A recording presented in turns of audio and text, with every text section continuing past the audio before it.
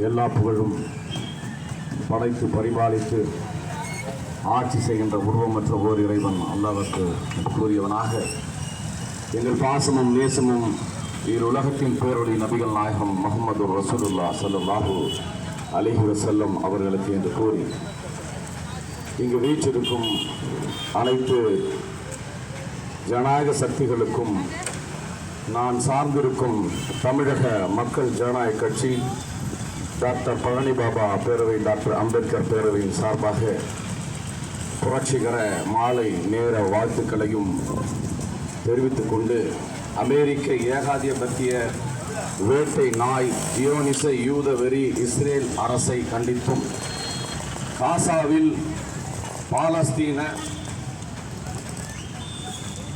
பாலஸ்தீன மக்கள் மீதான இனப்படுகொலையை உடனே நிறுத்து என்கின்ற கண்டன முழக்கத்தையும் முன்னெடுத்து, சனாதன பாசிச பாஜக ஒன்றிய அரசை இஸ்ரேலுடனான அனைத்து வகை உறவுகளையும் கைவிடு என்கின்ற முழக்கத்தையும் முன்னிறுத்தி, தமிழக மக்களே பாலஸ்தீன மக்களின் தாயக உரிமை போருக்கு துணை நிற்போம் என்று உங்கள் அனைவரையும் கூக்குரலிட்டு இந்த கண்டன ஆர்ப்பாட்டத்திற்கு அழைக்கும் புரட்சிகர இளைஞர் முன்னணி தோழர்களுக்கும், இந்த நிகழ்விலே தலைமையேற்று நடத்தி கொண்டிருக்கும் தோழர் சந்திரசேகரன் புரட்சிகர இளைஞர் முன்னணி அவர்களையும், வரவேற்புரை ஆற்றியிருக்கும் தோழர் சந்தோஷ் அவர்களையும், எனக்கு பின்னால் உரையாற்ற இருக்கும் தோழர் வெற்றி புரட்சிகர இளைஞர் முன்னணி தோழர் அவர்களையும், பசுமை செல்வன் தோழர் அவர்களையும், நேரு வழக்கறிஞர் அவர்களையும்,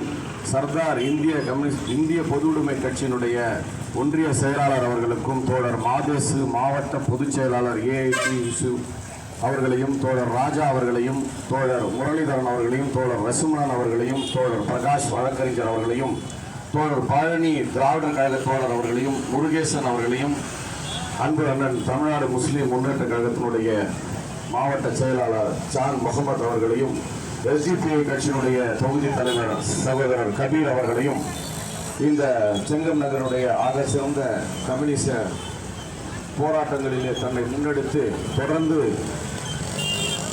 இந்த செங்குடியினுடைய முழக்கமாக திகழும் தோழர் அப்துல் மஜீத் ஆட்டோ சங்க கௌரவ தலைவர் AITC அவர்களையும், வெற்றி செல்வன் அவர்களையும், சத்யராஜ் அவர்களையும், புரட்சிகர இளைஞர் முன்னணி தோழர்களையும், என்னுடன் வந்திருக்கும் தமிழக மக்கள் ஜனநாயக கட்சியுடைய திருவண்ணாமலை மாவட்ட இளைஞரணி துணை செயலாளர் மீன் இளவரசன் அவர்களையும், அன்பு தம்பி அக்பர் பாஷா அவர்களையும், இன்னும் ஏன பிற தோழர்களையும் வருக வருக என வரவேற்று, வந்த பிடாரியை அந்த ஊரில் இருக்கும் மகத்தான மக்கள் மூணாம் தர குடிமக்களாக அவர்களை பாதிக்காமல் நம்மை போன்ற சக மனிதன் தானே என்று நினைத்து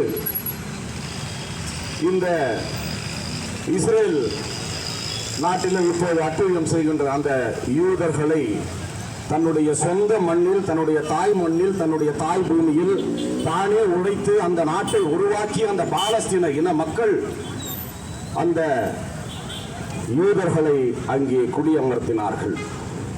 எப்படி நம்ம வீட்டுக்கு வந்து வெளியே நின்று தண்ணி கொடுங்க, சாப்பாடு கொடுங்கன்னு சொல்லி அவனுக்கு தண்ணியும் சாப்பாடும் கொடுத்து நம்ம வீட்டு திண்ணையில படுக்க வச்சோமோ, எப்படி திண்ணையில் படுத்து விட்டு இந்த வீடே எனக்கு சொந்தம் என்று சொல்கிறார்களோ, அது போலத்தான் இந்த ஜியோனிச, இந்த பாசிச வெறி கொண்ட அந்த யூத மக்கள் இன்று அங்கே இருக்கக்கூடிய மக்களை கொன்று குவிக்கிறார்கள். தோழர் பதிவு செய்தார், 17,000 குழந்தைகளுக்கு மேலாக கொன்று இரக்கம் இல்லாமல் கொன்று குவித்திருக்கிறார்கள் என்று தோழர் இங்கே பதிவு செய்தார். நான் சொல்கிறேன், அந்த இஸ்ரேல் நாட்டினுடைய குண்டுகளை வெறும் கற்களால் தன் கைகளிலே கற்களை வைத்துக் கொண்டு அந்த குண்டுகளையும் அங்கே ஈவு இரக்கமற்ற அந்த ராணுவ வீரர்களையும் எதிர்கொள்கிறார்களே அந்த பச்சிளம் குழந்தைகள், அந்த குழந்தைகளுடைய போராட்ட குணத்திற்கு முன்னால் உன்னுடைய குண்டுகள் அவன் மயிருக்கு சமம் என்று சொல்கிறேன். அவன் மயிருக்கு சமம்.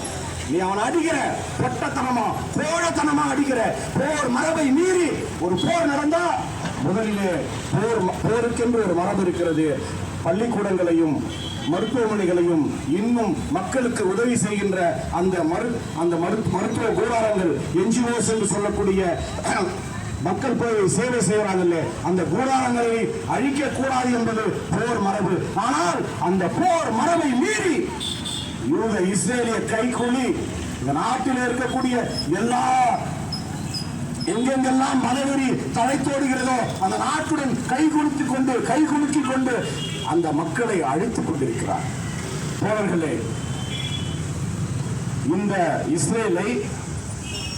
இந்த இஸ்ரேல் நாட்டினுடைய அதிபரை போய் 1947 2025 வரைக்கும் யாரு மனிதர்களை வேட்டையாடி மனித உயிர்களை காரி வாங்கி கொண்டிருக்கும் இஸ்ரேலை போய் பார்த்த முதல் இந்திய பிரதமர் யார் தெரியுமா?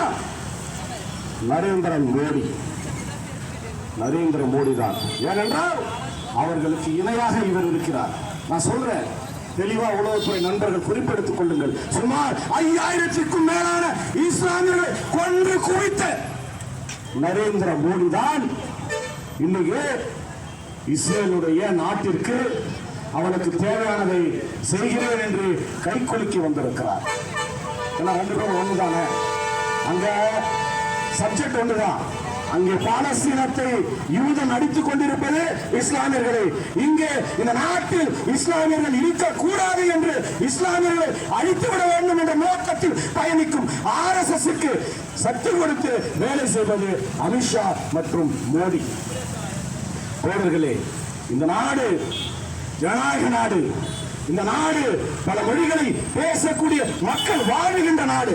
இந்த நாட்டில் இவர்கள் ஒரே மொழியை கொண்டு வரலாம் என்று திட்டமிடுகிறார்கள். இந்த நாட்டில் இந்தி மொழியை திணிக்க வேண்டும் என்று பார்க்கிறார்கள். 1% கூட இல்லை ஆரிய பார்ப்பனர்கள். அந்த ஆரிய பார்ப்பனர்களுக்கு அந்த மொழி, அந்த சமஸ்கிருத மொழிக்கு எத்தனை 1000 கோடிகளை அந்த மொழிக்காக இங்க தாரை வார்த்து இருக்கிறார்.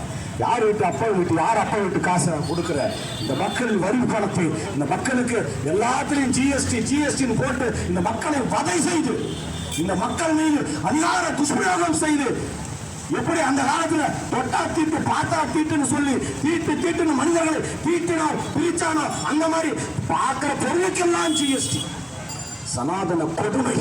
சனாதன கொடுமை மனிதர்களை நிறத்தாலும் வெளியாலும் பிரித்து சாதி வெறியோடும் மத வெறியோடும் இந்த மனிதர்களை பிரித்து அரசியல் ஆதாயம் தேடுகின்ற கைபர் போரன் கனவாய் வெளியே வந்த ஆரிய வர்ணாசிரம தத்துவத்தின் அடிப்படையில் இயங்கக்கூடிய RSS கைகூலிகள் பிஜேபியை இயக்கிக் கொண்டிருக்கிறார்கள். தோழர்களே, நாம் எல்லோரும் இங்கே ஜனநாயக சக்திகளாக பல மதங்களையும் பல சாதிகளையும் பல மொழிகளை பேசுகின்ற மக்களாக இங்கே நின்று ஜனநாயகத்திற்கு ஆதரவாக குரல் கொடுத்துக் கொண்டிருக்கிறோம். ஆனால் இதே நேரத்தில் இந்த நாட்டில் மதவெறியை எப்படியாவது தூக்கிவிட்டு, இந்த நாட்டில் எப்படியாவது சாதி வரியை கொண்டு விட்டு இந்த மக்களை பெருக்க வேண்டும், இந்த மக்களை பிளவுபடுத்த வேண்டும் என்ற நோக்கத்திலே தொடர்ந்து பாரதிய ஜனதா கட்சி ஓடிட்டு இருக்கு. ஆங்காங்கே நடக்கும் ஆணவ கொலைகள், காதலிச்சா அதே சமுதாயமா இருந்தாலும் சரி, எதுவாக இருந்தாலும் சரி, ஒன்று சாதியை பார்த்து அடிக்கிறான், இல்லைன்னா பணத்தை பார்த்து அடிக்கிறான். என்ன கொடுமை! எப்படிப்பட்ட நம்ம இதெல்லாம் யார் கற்றுக் கொடுக்கிறது? திராவிடராக நாம் பல மொழி பேசுகின்ற மக்களாக இந்த தேசத்தில் நாம் இருந்தோம். நம்ம எல்லாம் பிரித்தாலும் சூழ்ச்சியால் சாதி கண்டு மதங்களின் வர்ணாசிரம மதங்களை கொண்டு வர்ணாசிரம தத்துவத்தின் அடிப்படையில் நம்மை பிரித்து வைத்தார்கள் ஆரியர்கள். அவர்களை வச்சுதான் நம்ம எல்லாரையும் முன்னெடுக்கிறோம், எல்லாத்தையும் முன்னெடுக்கிறோம். நான் சொல்றேன், இந்த தேசத்தில், இந்திய தேசத்தில், இதே திருவண்ணாமலை மாவட்டத்தில் பிறந்தவன் தான் நான். என்னுடைய 3 தலைமுறைக்கு மேல எனக்கு பேர் தெரியல. அப்போ என்னுடைய 4வது தலைமுறை நான் இந்த மண்ணில் பிறந்த ஒரு பூர்ணகுடி இந்து. என்ன கருவாபஸ் வந்துரு, வா உன்னை வா, நீ வந்துரு, இஸ்லாத்தை விட்டு வந்துரு, கிறிஸ்துவத்தை விட்டு வந்துரு, பௌத்தத்தை விட்டு வந்துரு கூப்பிடுறிய, நான் வரேன். நீ எங்கடா வைப்ப? என்ன எந்த சாதியின் அடிப்படையில் இல்லை வைப்பாய்? பார்ப்பனா மாத்துப்பியா? கர்ப்பகிரகத்தில் விடுவியா? சமஸ்கிருத மொழி கற்றுக் கொடுத்துட்டு எனக்கு பின்னால நீ 100, 200, 500 ஆண்டுகளா பார்ப்பன்னு சொல்லி இருக்க, எனக்கு பின்னாடி நீ நிற்பியா? ஆனால் கிறிஸ்தவ மதத்திலும் பௌத்த மதத்திலும் இஸ்லாமியும் சமதர்மம், சமத்துவம், சகோதரத்துவம் இருக்கிறது. ஒருத்தர் 5 மணிக்கு இஸ்லாம் ஆனார்னா 5:05க்கு அவரை கட்டி தழுவி கொள்வாங்க இன்னொரு சக இஸ்லாமியர். ஒரு கிறிஸ்டியனாக அவனை கொண்டு போய் நிக்க வைப்பான் அந்த தேவாலயத்தின் முன் வரிசை. இங்கதான சமத்துவம் இருக்கு. எங்கடா இருக்கு ஆரிய பார்ப்பனே நீ அடையாளப்படுத்தி இருக்கும் உன்னுடைய படத்தில் எங்கே இருக்கு சமத்துவம்? முன்னோர்கள் கோவில் உள்ள போக முடியாது. போனாலும் கோவிலுக்கு முன்னாடி ஒரு கம்பை கட்டிடுவான். கம்பத்தை எட்டிதான் யாரு எட்டிதான் பார்க்கணும். அதே சாமியை உடைக்கும் வர்க்கத்தை சேர்ந்தவன் தன்னுடைய கைகளை கொண்டு உளியால் செதுக்கி அவன் எங்கெங்கெல்லாம் அந்த சிலையின் மேல அவனோட டெக்னிக்கல் வெர்ஷனை காமிச்சு அந்த சிலையை செய்ய முடியுமோ எல்லாத்தையும் செஞ்சிருவான். ஒரு முருகனையோ ஒரு விநாயகனையோ ஒரு பெருமாளையோ அவன் செதுக்க வைத்து விட்டு ஆரிய இடத்தில் போய் கொண்டு கொடுத்து விட்டால், அவன் தொட்டு தண்ணீரை தெளித்து விட்டால் அடுத்து யாருமே தொட முடியாது. ஏன்னா அவன் கடவுளுக்கு பிறந்தவன். நீ நாம எல்லாம் சூத்திரர்கள் என்று சொல்கிறான். தோழர்களே, சூத்திரர்கள் என்றால் ஒரே ஒரு அம்மா பல அப்பாக்கு பிறந்தவர்கள் என்று நம்மை எல்லாம் எழுதி வைத்ததின் அடிப்படையில் தான் நம்முடைய முன்னோர்கள் இஸ்லாமிய மார்க்கத்தையும் பௌத்தத்தையும் கிறிஸ்துவத்தையும் ஏற்றுக்கொண்டார்கள் என்பது நீங்கள் தெரிந்து கொள்ளுங்கள். இந்த மண்ணின் பூர்வகுடி மக்கள் தான் இங்கே இருக்கக்கூடிய கிறிஸ்துவர்களும் பௌத்தர்களும் இஸ்லாமியர்களும் என்பதை மறந்து விடாதீர்கள். இந்திய சுதந்திரத்திற்காக உயிர் தியாகங்கள் செய்த பட்டியலில் 1,00,000 பேர் கிட்டத்தட்ட எழுதி வச்சிருக்கிறார். அதுல 65,000 பேர் இஸ்லாமியர்கள் என்பதை மறந்து விடாதீர்கள். இன்னும் பிற்படுத்தப்பட்ட மிகவும் பிற்படுத்தப்பட்ட மக்கள் தான் மீதி இருக்கிற அந்த 30,000 சில்லறையில் இருக்கிறார்கள். எந்த பார்ப்பனரோட பெயரும் அங்கே இல்லை. புரிந்து கொள்ளுங்கள். இந்த தேசத்தின் விடுதலைக்காக சுதந்திரத்திற்காக உயிர் தியாகம் செய்தவர்கள் நம்மை போன்ற சாமானிய மக்கள் என்பதை மறந்துவிடாதீர்கள் தோழர்கள். இன்னைக்கு RSS உருவாகி 100 ஆண்டுகள் முழுமை பெற்றுவிட்டது.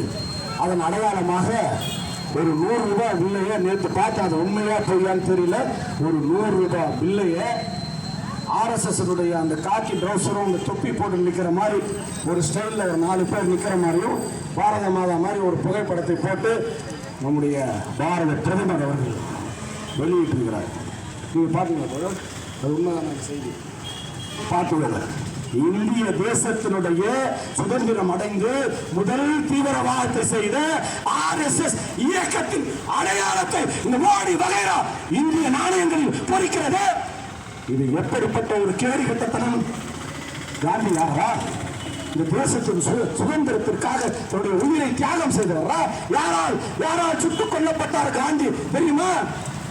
காந்தி பிஜேபி RSS வகைராக்களை வைத்து நாமராம் கோட்சே என்கின்ற ஒரு பார்ப்பனன் தான் அண்ணல் காந்தியடிகளை சுட்டுக் கொண்டார். அப்ப இந்த தேசத்தின் இந்திய சுதந்திர தேசத்தின் முதல் தீவிரவாதத்தை உருவாக்கியது யாரு? அதுவும் இந்த நாதுராம் கோட்சே கையில இஸ்மாயில் பெயரை வைத்துக் கொண்டு ஒரு இஸ்லாமியனுடைய பெயரை பொறித்துக் கொண்டு கொட்ட பையன் அன்னைக்கு கூட வீரமா நான் தான் நாதுராம் கோட்சே மகாத்மா காந்தி சுடன் வரல. ஏன்னா கோழைகளுக்கு பிறந்தவர்கள் கோழைகளாகத்தான் இருக்க முடியும். அதனாலதான் ஏன்னா இந்த நாட்டில் மதவெறியை வைத்து பிரித்தாலும் சூழ்ச்சியால் இந்த நாட்டை பிளவுபடுத்த வேண்டும் என்ற நோக்கத்தில் மகாத்மா காந்தியடிகளை சுட்டுக் கொள்ளும் போது தன் கையில் இஸ்மாயில் என்று பச்சை குத்தி சுட்டுட்டான். இது தேசம் எங்கும் காட்டு தீயாய் விஷமாய் பரவியதுடன் இந்த தேசத்தில் இருந்த இஸ்லாமியர்கள் இம்முன்னோர்கள் வீதியாக தங்கள் உடைமைகளை விட்டு ஓடினார்கள். யாரால்?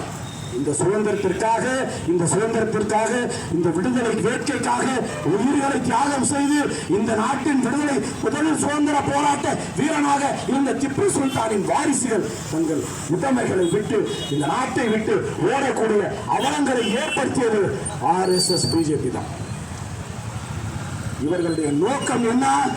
தான் மட்டும் உயர்ந்த சாதி, தான் மட்டும் உயர்ந்தவன், அது கீழே யாராக இருக்கட்டும், பிராமணனை தவிர மீதி எல்லோரும் சூத்திரர்கள் தான் என்பது பிராமணர்களுடைய திட்டவட்டமான பிராமணருடைய மிக முக்கிய அஜெண்டா தோழர்களே. அப்போ அவன் மட்டும்தான் உயர்ந்த சாதி. நீ எந்த ஜாதியா இருந்தாலும் சரி, அவனானா உன்னை கோட் பண்ணி கொடுத்துருக்கிறான். அதுல நீ எந்த சாதியா இருந்தாலும் பிராமணனை பொறுத்தவரை நீ ஒரு தாழ்த்தப்பட்ட இனத்தின் அடையாள குறியீடு தான் என்பதை தோழர்களே மறந்துடாதீங்க. அதனால் உங்கள் சாதியை ஆடையாக அணியாதீர்கள். உங்கள் சாதியை ஆடையாக அணிந்து உங்கள் சாதி வெறிகளை நீங்கள் மக்களிடத்தில் உங்களுடன் பழகும் சக தோழர்களிடத்தில் உங்களுடைய சாதியின் அடையாளத்தை வைத்து உங்களை நீங்களே பிரித்துக் கொள்ளாதீர்கள் தோழர். அதுபோலத்தான் நான் மதத்திற்கும் எதிராக சொல்கிறேன். உங்களுடைய மதம் என்பது உங்களுடைய ஆணையாக அல்ல. உங்கள் மதமும் உங்கள் சாதியும் உங்களுக்குள்ளே தான் இருக்க வேண்டும். ஏனென்றால் RSS 100 ஆண்டு திட்டத்திற்கு பிறகு இந்த தேசம் எங்கும் அவன் மத கலவரத்தை உருவாக்கக்கூடிய நோக்கத்திலே பயணித்துக் கொண்டிருக்கிறான் தோழர்களே.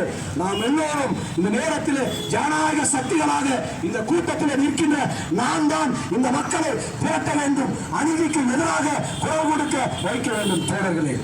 அதனால சாதி வெறியை மனதிலே வைத்துக் கொண்டு மத வெறியை மனதிலே வைத்துக் கொண்டு இனிமேட்டு பிஜேபியும் RSSம் நம்மளை சாதியின் அடிப்படையிலும் மதத்தின் அடிப்படையிலும் பிரிக்க நினைக்கும் போது தோழர்களே, நீங்கள் எல்லோரும் கவனமாக இருந்து அந்த ஆரிய வர்ணாசிரம தத்துவத்தின் குழந்தைகளை அடிமைகளை RSS கயவர்களை தீவிரவாதிகளை இந்த தேசத்தின் முதல் தீவிரவாதத்தை உருவாக்கிய RSS தீவிரவாதிகளை பிஜேபி வகைராக்களை ஓட ஓட விரட்டுவோம் என்று கூறி இந்த சனாதனத்துக்கு எதிராகவும் இந்த ஆணவ படுகொலைகளுக்கு எதிராகவும் இஸ்ரேலுக்கு எதிராகவும் இஸ்ரேல் பாலஸ்தீன மக்களுக்கு ஆதரவாக தொடர்ந்து கூட்டங்களை நடத்தும் புரட்சிகர இளைஞர் முன்னணியையும் அதனை சார்ந்திருக்கும் தோழர்களையும் அதன் கிளை அமைப்புகளையும் இந்த நேரத்தில் நன்றியுடன் நான் சார்ந்திருக்கும் தமிழக மக்கள் ஜனநாயக கட்சி, டாக்டர் பழனி பாபா பேரவை, டாக்டர் அம்பேத்கர் பேரவை